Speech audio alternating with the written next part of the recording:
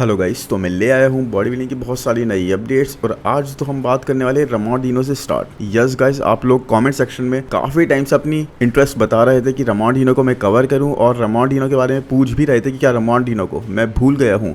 तो ऐसा नहीं है गाइस, बट ऐसी कोई भी अपडेट हमें रमॉन डिनो की देखने को नहीं मिल रही थी जहाँ पर उनकी फिजिक की हम बात कर सकें। देखो, हमें वर्कआउट करते हुए रमॉन डिनो अपनी हर अपडेट में दिख रहे थे, बट फिजिक कहीं भी रिवील नहीं हो रही थी। यही सेम स्टोरी थी इनकी लास्ट ईयर भी इनकी फिजिक पता है कब रिवील हुई थी? सिर्फ मिस्टर ओलंपिया के स्टेज पर चढ़ने से कुछ घंटे पहले। वो भी इस तरह से हुई थी कि लोग बोल रहे थे कि वो लीक्ड अपडेट थी। तो एनीवेज फाइनली अब हम रमॉन डिनो की फिजिक के बारे में इस अपडेट के साथ बात कर सकते हैं जो उन्होंने रिसेंटली शेयर करी है, जिसके बारे में लोग काफी वेट कर रहे थे। और यहाँ पर Ramon is looking good guys, काफी फुलर साइड पे लग रहे हैं। Arms are looking really denser. Muscle hardness वो कैरी करते हुए दिख रहे हैं। वेस्कुलरिटी और मसल मैच्योरिटी दोनों चीजें इनकी फिजिक में आ रही हैं। ये चीज तो मैंने आपको पहले भी बताई थी। और इस बार ये मुझे नहीं लग रहा अपनी आर्नोल्ड क्लासिक की गलती को फिर से दोहराएंगे किसी भी तरीके से, क्योंकि अपनी प्रेप को इन्होंने पूरा टाइम दिया है। लास्ट टाइम इन्होंने सिर्फ 6 वीक्स की प्रेप करी थी आर्नोल्ड क्लासिक के लिए, बट इस बार नो मैन, इस बार ऐसा नहीं होने वाला। इस बार आई थिंक ये 14-15 वीक्स की प्रेप तो कर ही रहे हैं, क्योंकि लास्ट टाइम की प्रेप ने ना सिर्फ इनसे आर्नोल्ड क्लासिक का टाइटल जीत लिया, बल्कि एक तरह से इनका मोमेंटम भी छीन लिया और लोगों का ट्रस्ट जो था ना इनके अंदर, वो भी चला गया था कहीं ना कहीं। जहां लास्ट ईयर तक लोग बोल रहे थे कि भाई मिस्टर ओलंपिया में क्रिस को नेक्स्ट ईयर ये और ज्यादा तगड़ी बैटल दे पाएंगे और हो सकता है बीट भी कर दें। वहीं इस साल ऐसी कोई बात नहीं है गाइस। इस साल सब रमॉन डिनो को ये देख रहे हैं कि भाई सेकंड भी शायद ही आ पाए रमॉन डिनो। बट एनीवेज रमॉन डिनो को आप यहाँ टैंक टॉप में देखोगे गाइस, तो ही is looking really good. But उसके बाद अगर आप जाके देखोगे ना क्रिस बमस्टेड की अपडेट को टैंक टॉप के अंदर, तो आप रमॉन डिनो की अपडेट को भूल जाओगे। ही इज लुकिंग सो डेंस। इतनी ज़्यादा मसल हार्डनेस वो प्रेजेंट कर रहे हैं मैन। तो यहाँ रमॉन का कोई फॉल्ट नहीं है, यहाँ सिर्फ यही है कि क्रिस बमस्टेड अपने आप को इस साल तो स्पेशली माइल्स अहेड रख रहे हैं कंपटीशन से, क्योंकि C bum is on fire guys. But let's be honest, Ramon Dino इस अपडेट में ग्रेनियर और वैस्कुलर तो जरूर लग रहे हैं, but in terms of size guys इतना ज़्यादा डिफरेंस हमें नहीं दिख रहा। अब लोग ये बोल रहे हैं कि डिनो बेटर कैसे हो सकते थे, क्योंकि वेट कैप भी इनका ऑलरेडी यूटिलाइज था। लास्ट ईयर ये वेट कैप पे बिल्कुल टच करते हुए आए थे स्टेज पर, तो उसके बाद ये कैसे इंप्रूवमेंट करते, कैसे और ज्यादा साइज को ऐड करते जो इनको रिक्वायर्ड था। शायद अपनी फोरआर्म्स का साइज इनको थोड़ा सा कम करना पड़ता ताकि थोड़ा सा इनके पास स्पेस बने बाकी जगह पर मसल ऐड करने की, क्योंकि लोग इस तरह से बात करते हैं रमॉन डिनो की इंप्रूवमेंट्स के बारे में कि भाई इनके पास बहुत ज्यादा रूम है ग्रो करने का, जिसके बेस पर ये अपने फ्रेम पर और ज्यादा मसल्स जहां पर रिक्वायर्ड हैं, जहां पर इंप्रूवमेंट्स करी जा सकती हैं, कर सकते हैं। बट ऑनेस्टली गाइस इनकी लिमिट रीच हो चुकी है in terms of adding muscle, in terms of the capacity to add muscle. अब ये सिर्फ और सिर्फ एक ही चीज कर सकते हैं, अब ये अपने फ्रेम पर और ज्यादा ग्रेनीनेस ला सकते हैं, कंडीशन और ज्यादा इंप्रूव कर सकते हैं, बेहतर से बेहतर पीक हिट करके आ सकते हैं। That's it guys. उससे ज्यादा इंप्रूवमेंट इनसे आई बिलीव हम अगर ऑनेस्टली देखें तो एक्सपेक्ट नहीं करी जा सकती। On the other hand Urs Kalecinski, Ruff Diesel, Wesley Vissers, इन तीनों के पास अभी भी वेट कैप बचता है काफी ज्यादा अपने फ्रेम पर और ज्यादा साइज ऐड करने का, और यहीं पर आकर ना इनको बेनिफिट होगा, एडवांटेज होगा। रमॉन डिनो आई थिंक हमने बहुत ज्यादा बेस्ट देख लिए हैं, इस साल भी हम बेस्ट देखेंगे, लेकिन बहुत ज्यादा इंप्रूवमेंट्स इनसे एक्सपेक्ट करना is something which is not going to give us anything. Anyways इसके बाद बात करते हैं नेक्स्ट अपडेट की, तो वो है वेस्ली विजर्स की। बट वेस्ली मैन ये दिखा रहे हैं क्रेजी लेवल की improvements, crazy skin quality and fibres all over his physique. I mean look at him here guys. Wesley के पास आई थिंक सबसे ज्यादा अमेजिंग स्किन क्वालिटी है क्लासिक फिजिक डिवीजन में, जो एस्थेटिक्स को इनके और ज्यादा बेटर बनाती है, जो क्लासिक डिवीजन की ना प्रॉपर क्लासिक वाली एरा की याद दिलाती है। जैसे कि हम शायद आई थिंक एक ऐसी स्किन क्वालिटी जो कि हम फिल हीथ के पास देखा करते थे और फिर माइकल क्रीजो के पास भी दिखती है अभी ओपन डिवीजन में। और इस साल वेस्ली विजर्स पूरी तरह से डिटर्मिन्ड है अपने बेस्ट वर्जन को, यानी कि आर्नोल्ड क्लासिक के वर्जन को बीट करने के लिए with added size guys. Yes, यहाँ पर ये बोल रहे हैं कोई भी एक वाइडर बैक को नो नहीं बोल सकता, और अपनी बैक को देखो इन्होंने डेफिनेटली वाइडर साइड पे कर लिया है। लैट्स में काफी इंप्रूवमेंट्स लग रही हैं, crazy details on delts are visible. आप स्ट्राइशंस देख सकते हो ट्राइसेप साइड पर, वो भी 5 वीक्स आउट के पॉइंट पर guys. That is really incredible. मतलब जितनी तारीफ करी जाए कम है।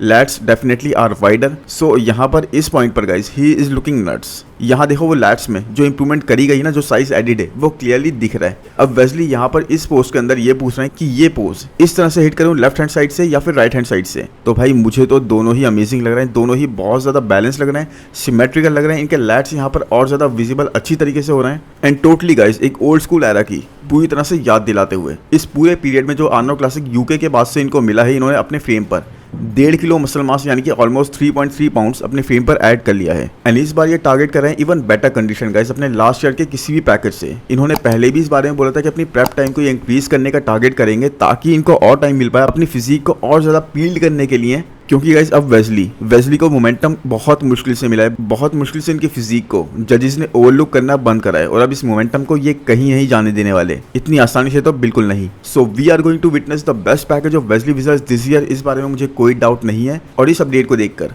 क्या आपको ये लगता है कि इनके लेग्स पर भी इंप्रूवमेंट दिख रही है? क्योंकि लेग्स पर देखो इनको साइज की रिक्वायरमेंट थी, अपनी कॉर्ड्स को इनको डेवलप जरूर करना था, क्या इन्होंने ऐसा करा है? Has he been successful? So same days out में गाइस यहाँ आर्नोल्ड क्लासिक की अपडेट आप देख सकते हो और साथ में इस मिस्टर ओलंपिया से पहले की। राइट में Wesley is looking more condition than Arnold, even size is looking better guys. Muscles में वो रिफाइनमेंट दिख रही है, आप देख सकते हो कैसे आर्म्स के अंदर ज्यादा डिटेल्स प्रेजेंट हो रही हैं, वो ग्रेनीनेस सी अपीयर हो रही है, चेस्ट तक में वो विजिबल है, चेस्ट का साइज इंक्रीज लग रहा है। साथ में गाइस आप डेट्स देखो, man he definitely is improved, more striated, more separated, but legs में आके थोड़ा सा वो इतना ज्यादा डिफरेंस विजिबल नहीं हो रहा। लेग्स में यस साइज आपको देखो बड़ा हुआ दिखेगा, लेकिन उतना ज्यादा बड़ा हुआ दिखेगा ऐसा नहीं लग पा रहा है कि बहुत ज्यादा मैसिव इंप्रूवमेंट्स करी गई हैं लेग्स के अंदर। बट एनीवेज हमें वेट करना पड़ेगा और उसके बाद ही हमें पता लगेगा मिस्टर ओलंपिया के स्टेज पर किस तरह का पैकेज ये लेकर आते हैं। लेकिन हाँ, अभी तक तो अपने ग्राफ से ये ऊपर चल रहे हैं अपने किसी भी पहले की प्रेप के कंपैरेटिवली। एनीवेज इसके बाद बात करते हैं डेरेक लंसफोर्ड की। एंड डेरेक लंसफोर्ड देखो विद टाइम गाइस डेरेक अपनी अपडेट्स में are looking better and better.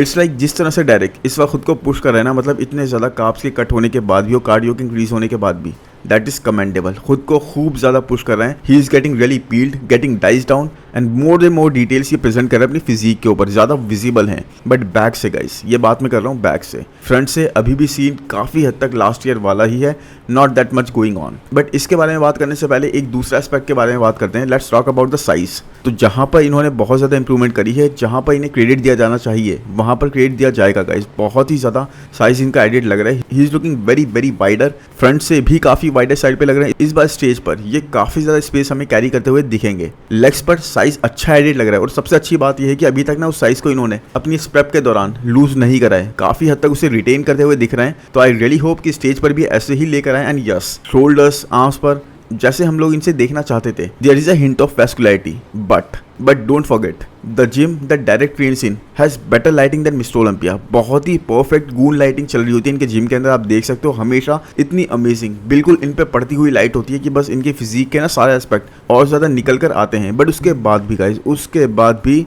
हमें इतनी ज़्यादा डिटेल, इतने ज़्यादा चेंजेस, इतनी ज़्यादा सॉफ्टनेस रिमूव होती हुई इनके आर्म्स पर, इनके शोल्डर्स पर, इनके चेस्ट पर नहीं दिख रही गाइस। डेरेक के बाइसेप्स अभी भी क्लोज नहीं है एक ऐसा चैंपियन बनने के जो कि दुनिया का सबसे बेस्ट बॉडी बिल्डर कहा जाए।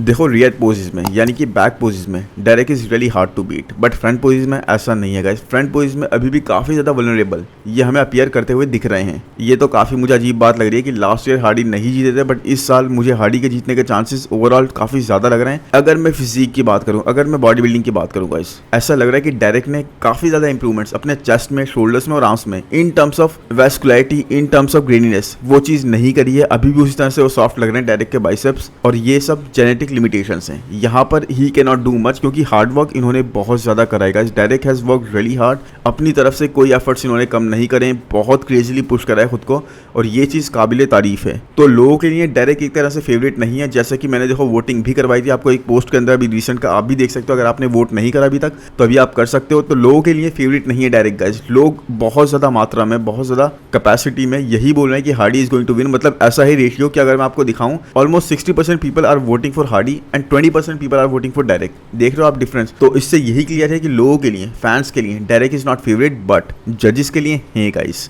यस। एंड एक कमेंट इस पोस्ट पर गाइस ये भी आया था, बहुत सही लगा जो मुझे, कि डायरेक्ट अगर 25%, 30% भी इंप्रूव कर लेते हैं लास्ट ईयर के पैकेज से, फ्रंट पोजीशन में 25% भी इंप्रूवमेंट दिखा देते हैं ना, तो जजेस डायरेक्ट को ही फेवर कर सकते हैं। क्योंकि जजेस ने लास्ट ईयर ही डायरेक्ट को फेवर करा था उस टाइम पर जब डायरेक्ट काफ़ी ज़्यादा लैग कर रहे थे फ्रंट पोजीशन में और काफ़ी ज़्यादा सॉफ्ट थे। तो इंप्रूवमेंट्स के बाद तो ऑब्वियसली बनता ही है कि डायरेक्ट को फेवर करा जाए। एनीवेज आप बताओ कि आपको यहाँ पर डायरेक्ट की फिजिक कैसी लग रही है और मेरी बात से आप कितना ज़्यादा अग्री करते हो, या फिर उस कॉमेंट से आप कितना ज़्यादा अग्री करते हो। सो गाइज इसके बाद चलते हैं नेक्स्ट अपडेट पर, जो कि है राफेल ब्रांडो की। एंड राफेल फाइनली अपनी अपडेट शेयर करते हैं हमारे साथ, जो कि है 5.5 वीक्स आउट। यस, इन्होंने 2-3 दिन पहले ये अपडेट शेयर करी थी एंड मैं कवर करने से रह गया था। And I told you guys कि राफेल के साथ हमेशा यही होता है। मैंने आपको पहले ही बताया था कि राफेल ना अपनी पूरी प्रेप के दौरान इतने ज़्यादा हार्डनेस कैरी करते हुए, इतनी ज़्यादा कंडीशन, इतनी ज़्यादा पील्ड नहीं दिखेंगे, बट बिल्कुल लास्ट के 5-6 वीक्स आउट के पॉइंट पर ये बहुत ज़्यादा पील्ड हो जाएंगे, एकदम से इनकी फिजिक ट्रांसफॉर्म करती है। और वही चीज़ यहाँ पर दिख रही है guys. He is looking really peeled,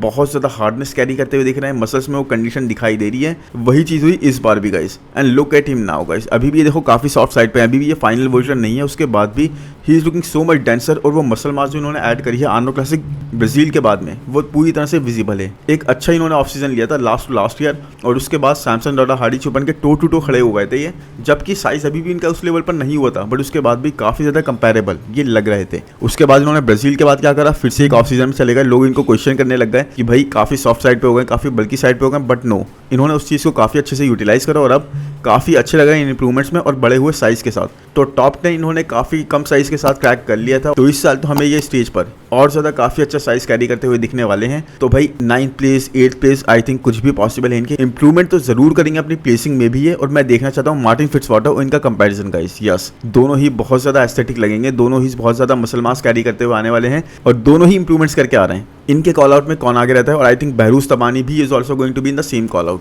तो मज़ा आएगा बहुत ज़्यादा इस चीज़ को देखने में। मोर डेंसिटी, मोर साइज, मोर कंडीशन और वही क्लासिक लाइन्स। डेफिनेटली गाइज बहुत अच्छी बैटल होगी ये वाली। तो एनीवेज आप बताओ आपको क्या लगता है, राफेल बैंडो, मार्टिन फिट्जवाटर या फिर बहरूज तबानी, इन तीनों में से कौन सबसे ऊपर प्लेस करेगा। और अब इसके साथ चलते हैं नेक्स्ट अपडेट पे, जो कि माइकल डबूल की। और इनकी काफ़ी टाइम से कोई अपडेट मैंने कवर नहीं करी है, बट अब ये अपडेट अगर कवर करें, यहाँ पर इनकी कंडीशन इस पॉइंट पर गाइज बिल्कुल वही लग रही है सिग्नेचर वाली जो हमें हमेशा दिखाई देती थी। Even though he is not training with his coach guys. Yes, last time तक यानी कि लास्ट ईयर तक अपने कोच के साथ ट्रेन कर रहे थे और हमें ऐसे श्रेडिड ये दिखते थे, लेकिन इस साल ये किसी कोच के साथ ट्रेन नहीं कर रहे। जबकि आर्नोल्ड क्लासिक ओहायो और यूके दोनों शोज में काफ़ी अच्छी फिजिक लेकर आए उसके बाद भी, लेकिन अब तो मैन ये और ज़्यादा रेडी लग रहे हैं इस शो के लिए, क्योंकि अपनी 6th place placing last year की इनको बनाए रखनी है। ही is looking crazy, peeled, paper thin skin जो इनकी दिखाई देती थी वो हमेशा से दिखने लगी है। In fact look at his delts guys, इनके डेल्ट्स कितनी क्रेजी स्ट्राइशंस अभी से दिखा रहे हैं। 5 वीक्स आउट के पॉइंट पर ये चीज़ देखी जा सकती है। इस बार ऑफ सीजन में ये बिगर साइड पर भी हो गए थे एंड वहीं पर एडिड मसल मास की वजह से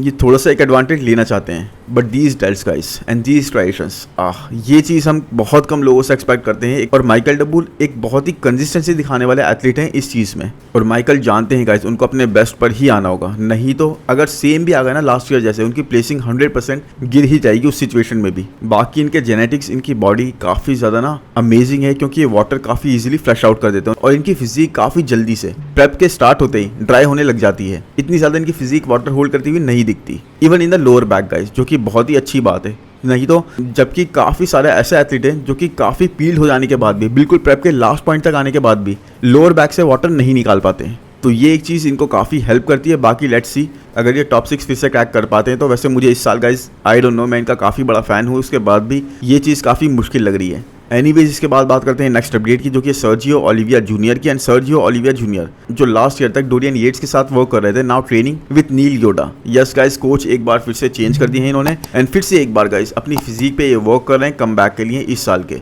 हमेशा इनके साथ यही चलता रहता है, हर एक साल 2 साल में फिर से कम बैक करते हैं और 1.5 साल बाद अब ये स्टेज पर हमें दिखाई देंगे इस साल। तो पैट्रिक मोर और ये दोनों आई डोंट नो क्या करते हैं, इतना लंबा टाइम लेते हैं उसके बाद भी स्टेज पर इतनी ज़्यादा इंप्रूवमेंट्स हमें उनकी दिखाई नहीं देती।